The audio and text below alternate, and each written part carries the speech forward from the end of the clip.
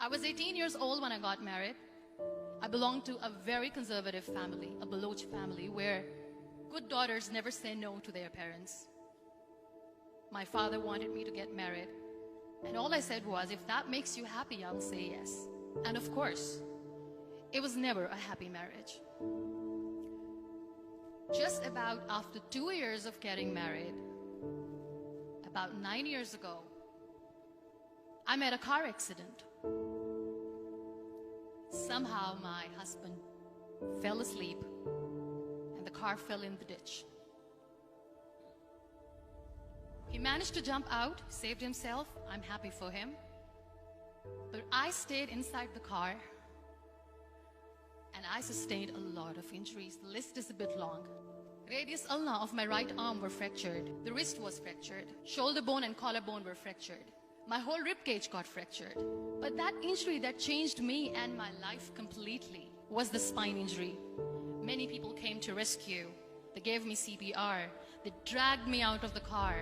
And while they were dragging me out, I got the complete transection of my spinal cord. Those 2.5 months in the hospital were dreadful. I was at the verge of despair. One day, doctor came to me and he said, well, I heard that you wanted to be an artist, but you ended up being a housewife. I have a bad news for you. You won't be able to paint again. Next day, doctor came to me and said, your spine injury is so bad, you won't be able to walk again. I took a deep breath and I said, it's all right. Next day, doctor came to me and said, because of your spine injury and the fixation that you have in your back, you won't be able to give birth to a child again. That day, I was devastated. I started to question my existence. Why am I even alive? So what kept me going was, one day I asked my brothers, I know I have a deformed hand, but I'm tired of looking at these white walls in the hospital and wearing these white scrubs. Bring me some colors, bring me some small canvas. I want to paint. So the very first painting I made was on my deathbed, where I painted for the very first time. What an amazing therapy it was. Without uttering a single word, I could paint my heart out. I could share my story. People used to come and say, what lovely painting, so much color. Nobody could see the grief in it. Only I could. And that day I decided that I'm going to live life for myself. I am not going to be that perfect person for someone. I am just going to take this moment and I will make it perfect for myself. That I'm going to fight my fears. So I wrote down one by one all those fears. And I decided that I'm going to overcome these fears one at a time. You know what was my biggest fear? Divorce. But the day I decided that this is nothing but my fear, I liberated myself by setting him free. And I made myself emotionally so strong that the day I got the news that he's getting married, I sent him a text that I'm so happy for you and I wish you all the best. And he knows that I pray for him today. Number 2 was, I won't be able to be a mother again. And that was quite devastating for me. But then I realized there are so many children in the world, all they want is acceptance. So there is no point of crying, just go and adopt one. And that's what I did.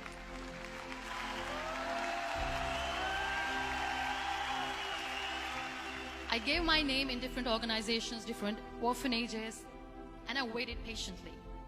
2 years later, I got this call from a very small city in Pakistan. I got a call and they said, are you Muniba Mazari? There is a baby boy and would you like to adopt?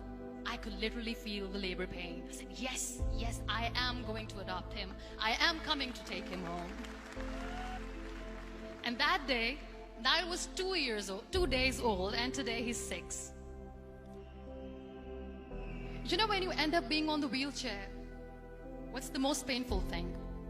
People think that they will not be accepted by the people because we, in the world of perfect people, are imperfects. So I decided to appear more in public.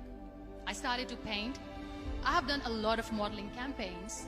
I decided that I'm going to join the national TV of Pakistan as an anchor person. I became the National Goodwill Ambassador for UN Women Pakistan, and now I speak for the rights of women, children.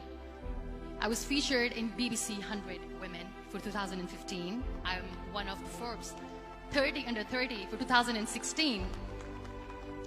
So when you accept yourself the way you are, the world recognizes you. It all starts from within. We have this amazing fantasy about life.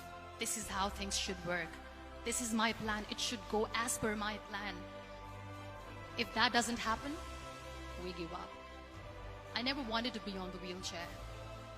Never thought of being on the wheelchair.